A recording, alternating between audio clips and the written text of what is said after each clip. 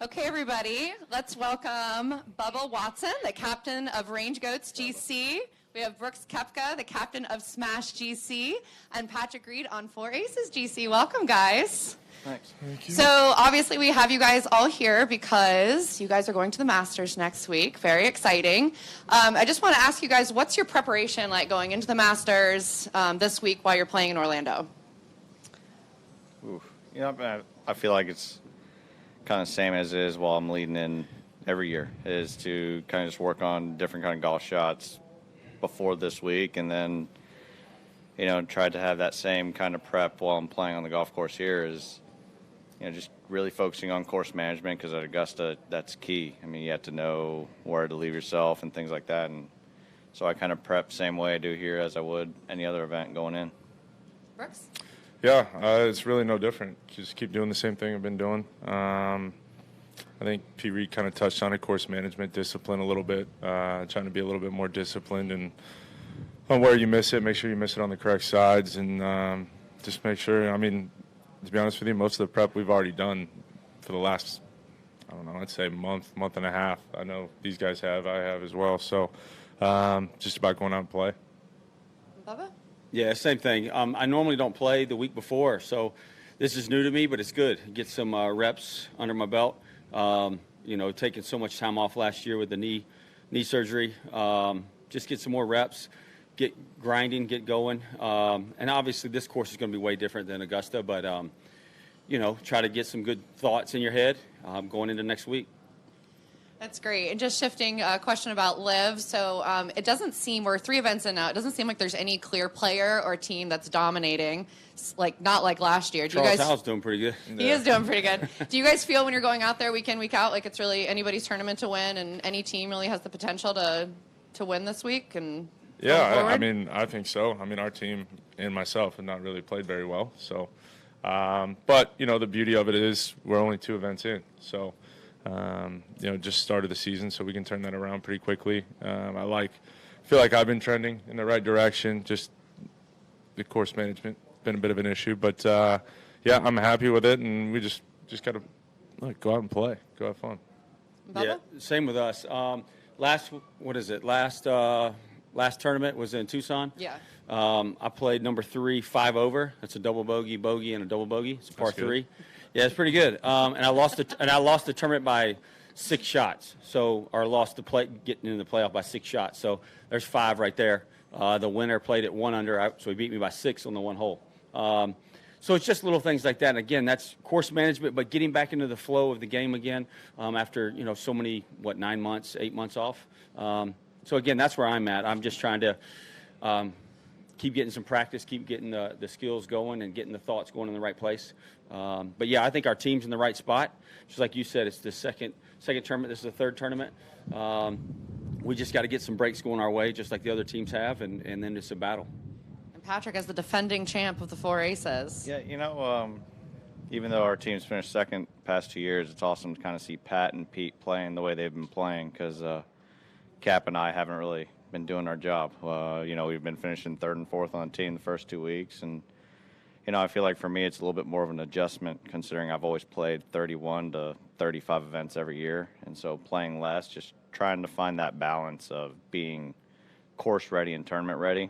So you know, it's been a little bit of adjustment, but I feel like I was able to change some things to kind of get that going, and kind of looking forward to the rest of the year. It's great. I know these guys have a lot of questions for you. I'm going to let Mike go first, and then Bob, you'll be next.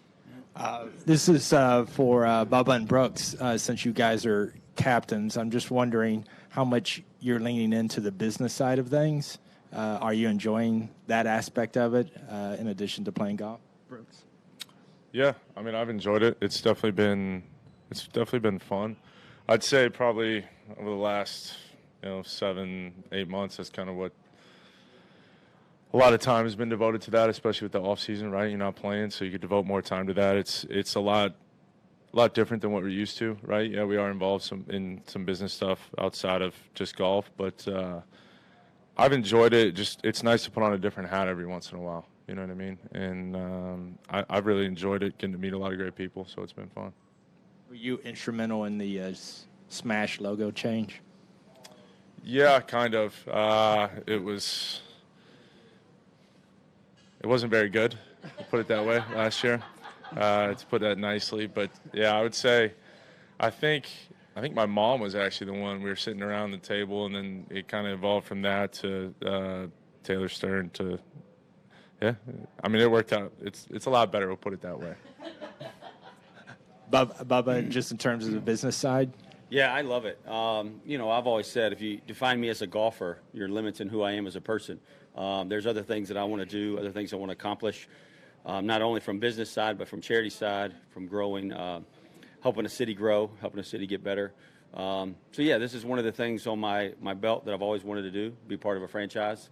And so having the opportunity to spend time with guys that you care about, guys you want to see succeed, from picking colors to picking hang tags to picking name changes. It's been a blast. And obviously last year, my situation, being able to commentate, being able to see from the other side of the business, like I've said before, across the air, I never thought about what went on to put on a golf tournament, to put on an event each week.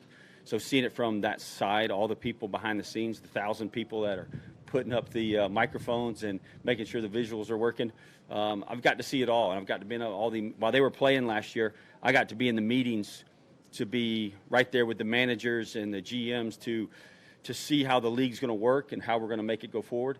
They were battling, trying to play, but I got some time off where I could be in the meetings even last year. So I'm probably a little bit more caught up than some of the guys just because of the golf side.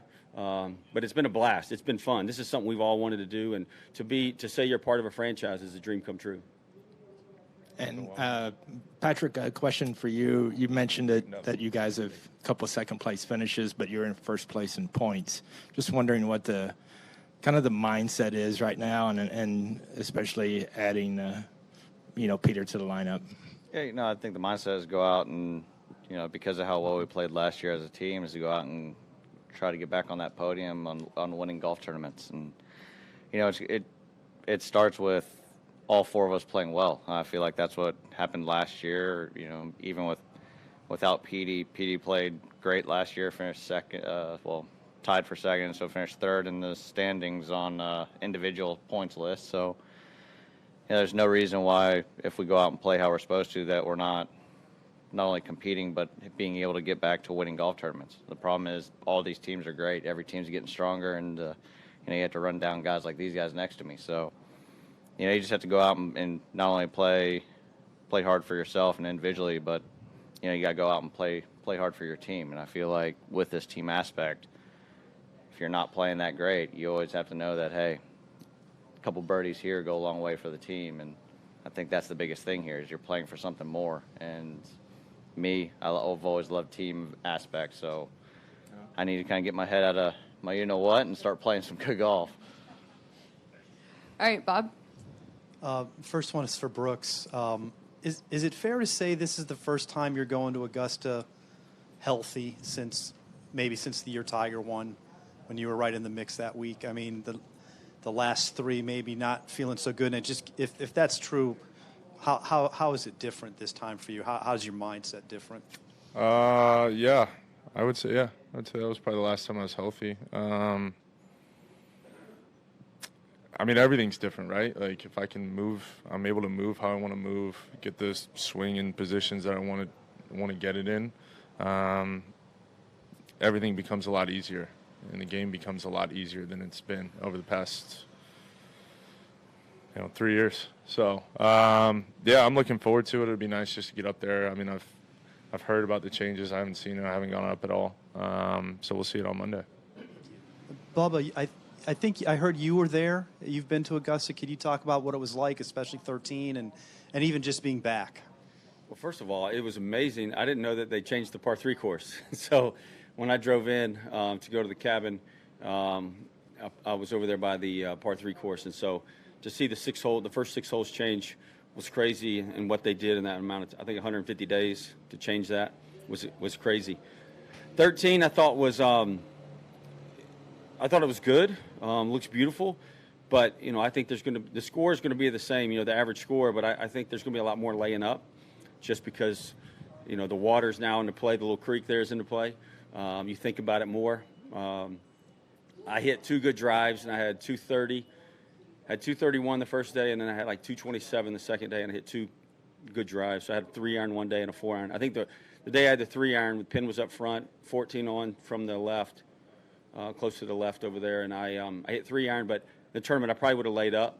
So it's just one of those things. I think it's going to be more laying up, just because it's going to be questionable. But a lot more pars, I believe. But yeah. Do you feel in any way responsible for them having to do that? I mean, you personally, given No, given nobody's ever Bubba-proofed a golf course. All I got to do is keep putting the greens out there. I'm struggling, so no, they're good. Patrick, have you been? I have. I was there last week. And it was good. Like Bubba said, on 13, there's going to be a lot more laying up. I mean, I played with DJ and Harold over there for 2 days, and I mean, I went in there with hybrid for 2 days off of that lie, and I mean, if the green's firm up at all and get kind of tournament speed, I mean, with the ball that far above your feet, that hybrid's not coming in that high. So, I mean, DJ laid up both days. I laid up. Tournament time I would have laid up, but since we're out there, seeing, I mean, I of course went send for it, but with adding that extra length, you can't cut as much of that corner. You can't get far enough down that left side that. I mean, I've always had, or if it's 4-iron, no, I can't turn it around that corner. I mean, if it's a 4-iron or less, I'll send, but after that, it's a layup. Is that going to make the hole not as fun or not as exciting, you think? Well, I think it'll take a little bit of that excitement out of that 13, and then adding, it's not 15 being at 550 if it's into the wind. Guys aren't going to hit 3-woods into that green because it's hard to hold that thing. And long is so dead at tournament speed. So unless you get the right wind conditions, I mean, you could just start seeing layups on both of those par 5s, and now you're taking where it used to be you could make a 3, but you could also bring 6 and 7 into play. Now a layup where it's a 4 or 5. Patrick, they used to say that, it's probably still do, that the Masters didn't begin to the back 9 on Sunday, but because of all those shots you can make up, it doesn't sound like that'll be the case now. Well,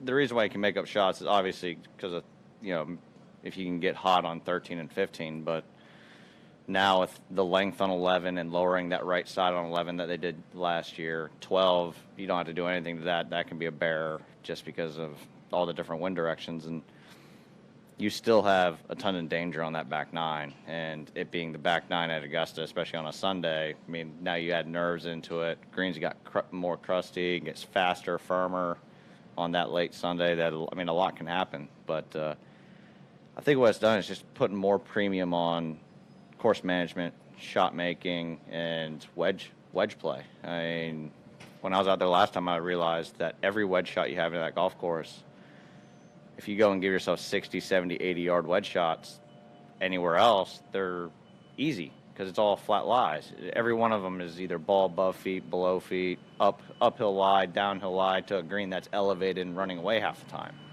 So everything gets a little bit more complicated. And, I mean, if you have any butterflies or anything kind of running through you, I mean, it just makes those shots that much harder. Obviously, the big storyline next week will be LIV v the Tours. That's just the way it'll be. Yeah. Do you feel like I know it's an individual competition, but do you feel like you go in there as a group, as almost like a team? There's 17 of you. No, I'm trying to beat them all. Just saying. It's one of those things, I mean, obviously the media and the storylines is going to be obviously LIV versus PGA Tour and all that kind of stuff, but really at the majors, that's all the guys that come in, the top players in the world are going playing against each other no matter where they come from. It doesn't matter what tour they're on or anything. It's the top guys going and trying to play for one of the most coveted events in the world. So for us, it's going to just, at least for myself, I mean, it's just going to be business as usual going out and playing. And, of course, what I'd like to have LIV, be up at top of course. But really at the end of the day, it's all of us going in there and just trying to play the best golf we can and be ready for the 4 biggest weeks of the year. Brooks, it would be a big statement, though, for LIV, wouldn't it, if they did have the Masters champion and the Open champion? Yeah, I would say so, right? anytime you win the Masters or the Open, that's usually a pretty big statement. So, yeah. But for LIV as an entity, For anybody, if you win a major, that's a pretty damn good statement. you've won 4. Huh? You've won 4, so you'd know. Yeah. I know. Yeah, it was so long I got ago. 4 of them. Yeah. Back here. March usually, when you guys were playing on the PGA Tour, was such a busy time. The Florida Swing, the Players Championship, heading into the Masters. How have the three of you kind of rearranged your schedule to maximize the best way for you to go into Augusta? Yeah, but you got to think. So we didn't play all the events. Not everybody. I mean, yeah, just because it's busy on the schedule doesn't mean it's busy for us. So yeah, you're asking a question that's it's irrelevant, really. But practice as well. I mean, I never played the week before the Masters, so. And to follow up on the other question you asked him about when he asked about the par 5s, the tees were all the way back when I played it, so they can move the tees up 30 yards on 13 and 15. So you just never know where the wind's going or where the tees will be set during the tournament. Sorry, that was a follow-up to your question, too. Sorry. But, yeah, we don't play every tournament. I mean, well, P. Reed does. He played 35 of them, so he was. But, Brooks, you're a Florida guy, so you would be inclined, I don't have the record in front of me. Yeah, but I mean, I played Honda just because it was right in the backyard, and they'd given me a spot years ago, so I always just played as a and then Players, really, that was it. I didn't play Bay Hill most of the time. Like Tampa, I played maybe last year, but it wasn't a huge stretch for me. I wouldn't say I was playing everything. So I guess, Patrick, the question falls to you. How have you changed? Honestly, I mean, so I would play Bay Hill, I'd play Valspar and Players, but I'd never played the week before Augusta. So you look at those events, and I've played Tucson. I'm playing this week, kind of leading in. So I mean, maybe one less event, but I also get tournament ready by playing the week before. So for me, honestly, I don't feel like it's going to be much different. If anything, I just feel like I'll be more rested, had a little bit more prep, and we'll be ready to go for Augusta. It's definitely, I mean, right, 3 events before Augusta. It's definitely a lighter schedule than what we normally would. Playing the week before, does that make none of you guys play the week I before? hope they keep focusing on Augusta, and I win this week. What were you saying? Bubba. Yeah, I lost my thought.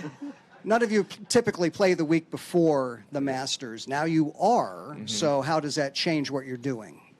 Well, I usually play the week before the U.S. Open and the PGA, and so that's done all right for me. So why haven't you played the week before? Listen, I wasn't a big fan. I wasn't a big fan of where they were playing. He didn't get in that event. Yeah. Listen, it's always like a tune-up. The week before, you can really kind of assess where you're at and figure out, hey, this is what I need to work on. This is where I'm lacking, and that's what you try to use this week for. Just figure out where exactly you're at, and then Monday to Wednesday, grind your butt off. I just had a quick one for Brooks. Sort of a viral clip from last week at the Panther game. I was just curious what your What did you do now, man? what's your beef with Aaron Ekblad, and did you bring the cone from home? I did not bring the cone. What did you do? And he gave up a bad goal. It was a bad pass in the third. I'm a diehard Peace fan. And he gave up a bad goal. What sport is this? Hockey. Really? Yeah, that's all right. Yeah, he gave up a bad goal at the, I think, midway through the third. And I just felt like if they didn't win that game, we weren't going to win. They weren't going to make the playoffs. So, dedicated fan, man. So what did you do? What is a cone he's talking about? What cone? There was a cone. There was a cone that was just outside, so I Were was holding it up. you hydrated that night? Yeah. Absolutely. Now we're getting to it. Absolutely. But yeah, listen, I'm a diehard fan. I'm Whether gonna they look the clip up. Is it good? do it when Is your shirt on or off? it's on. Okay. It's on. I ain't gonna look at it then. But yeah. Look, I'm a diehard fan, man. When they do something good, I'm the first one to cheer them. I'll text these guys, but diehard, Did you not man. text him? I didn't text him. No, I did not. Bob, you have another one? Who's back there? I got one. Teddy Fenton with Luckiest Golfers on Earth. How are you, fellas? congratulations on all the success that's happened around here with LIV and your teams, particularly. My question is more in line with the team. A lot of people have asked you, there's 3 major champions right there in front of us. For one of you guys or one of the 18 that's going to compete next week in Augusta, if one of those guys, wins Augusta and brings, quote unquote, a green jacket back to LIV, what does that do for your teams? What does it do for the Four Aces? What does it do for Smash? And what does it do for Range Goats? Because there's so much branding going in with your teams, logos. Can you talk a little bit about that? Yeah, that would mean our team would have 5 majors, so that's good.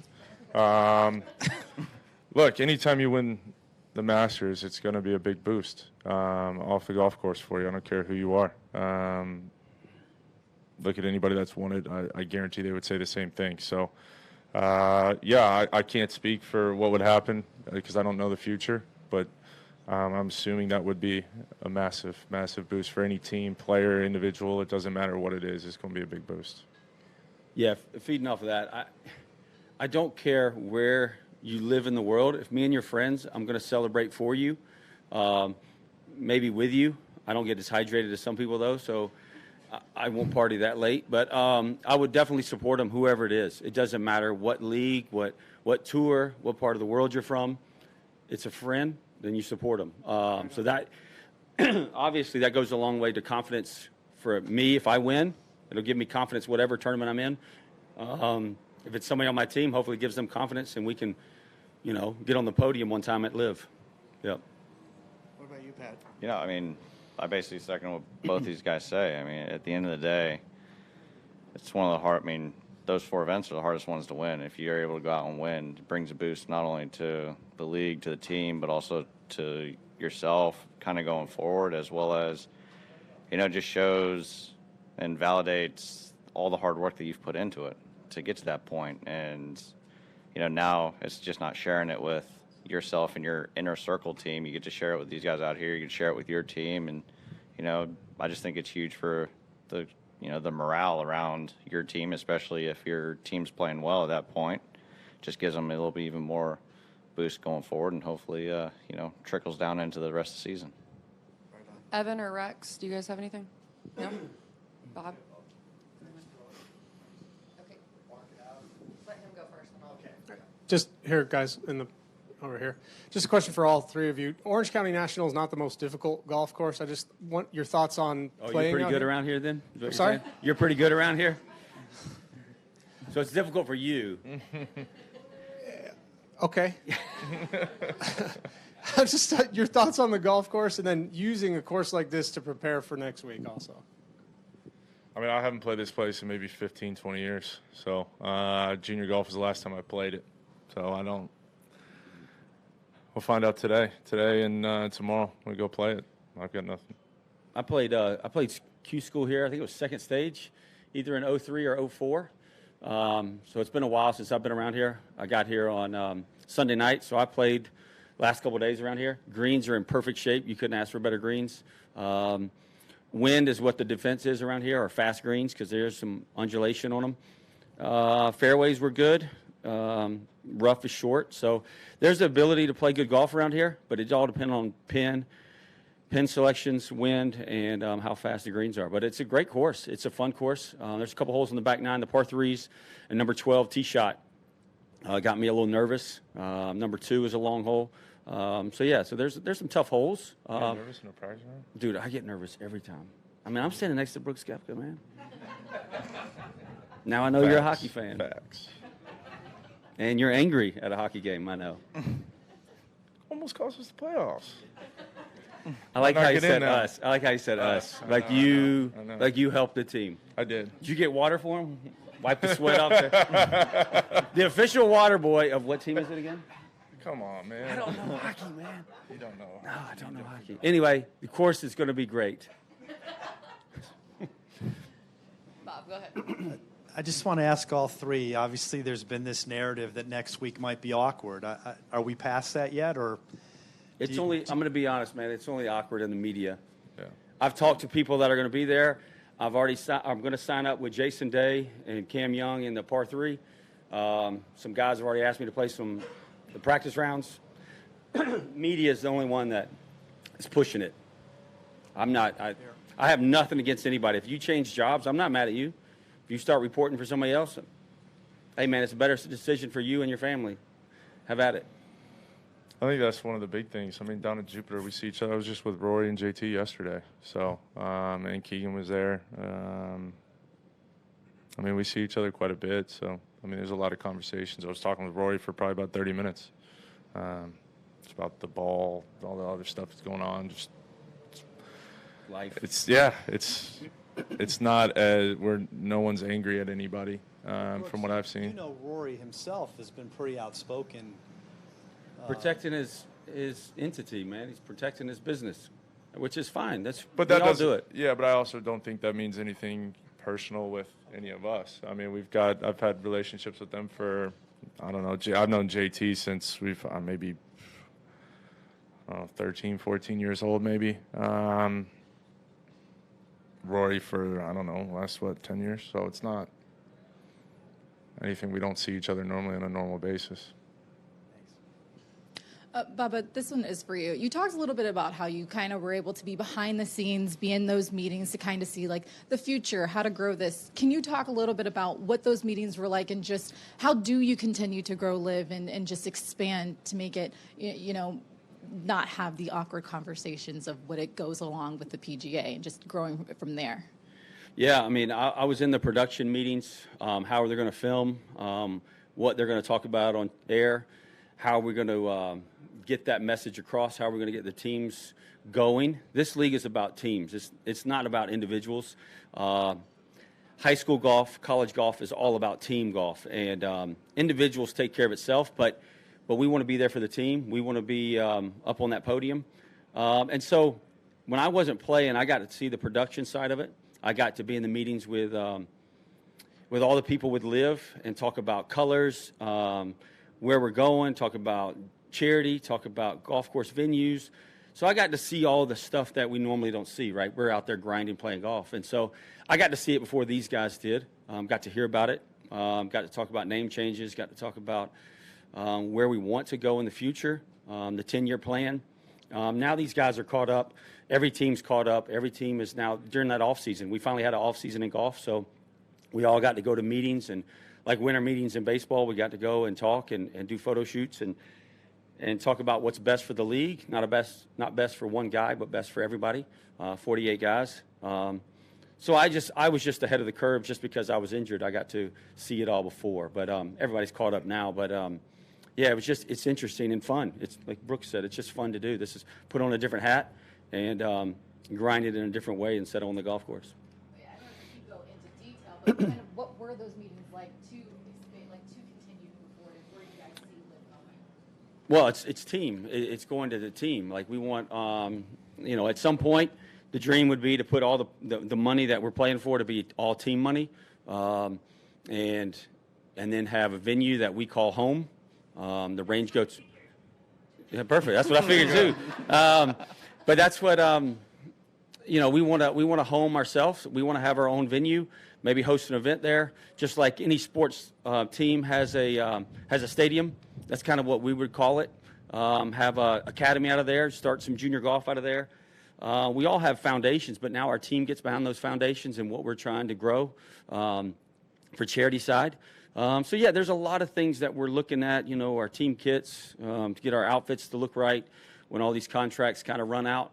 For clothing deals and everything, so that we can all get together and look the same and be a team. But the big one is having our own venue to call home and start from there, and our team be based out of there, and so we can practice there, and sponsors can come there, junior golf players can come there. So yeah, those are the real key ones that we're looking at. But it's really just it starts with getting this truly to a team league, and everybody understands that individual's great, but without the team succeeding, it doesn't really amount for anything. That is pretty much exactly what happened. I'm going to be dead honest. I was involved in a lot of these meetings, and it's quite interesting. I think Bubba just hit on pretty much every topic that we've talked about, from a 5-year, 10-year plan of where we want to be, and I think that was actually a really good summary. Thank you. I get to That was just play pretty golf. good. That was really good. I'd let everyone else make those decisions. I think Rex. Brooks, you mentioned talking with Roy about the golf ball. Do you have any thoughts on the proposed change to the golf ball? I'm not a huge fan of it, but I could see we were kind of talking about how I think it could distance the better players are just going to come to the top, and it could be a bigger gap between top guys and the rest of the field. I don't know. I'm not exactly for it, and he kind of is. So it was just interesting to hear the other side of it. Bubba, do you have any thoughts on the proposed rule change? I don't agree with it, but I never thought about that, but that makes sense. The top players are going to stick out more. When they limit things, it's going to stick out more. The top players, the people that have the short game, the people that have the ability to hit shots, it's going to stick out more. The best players are going to be that far ahead. They're already that far ahead, but now they're going to really be that far ahead. And long hitters are going to be long hitters. Short hitters are going to be short hitters. Doesn't matter what you do to the equipment. But we forget that we're just entertainers, man. It's the people outside the ropes that are spending. We get stuff for free. I don't know if y'all know that, but like they're the ones spending the money. They're the ones spending the commercial dollars, and these organizations that are changing, making them spend more millions to redesign a ball. So it's just, I don't see why we're spinning our wheels to reinvent a wheel. Anyone else? Great. Thank you guys so much. Good luck Thank this y'all. week and good luck next week, too.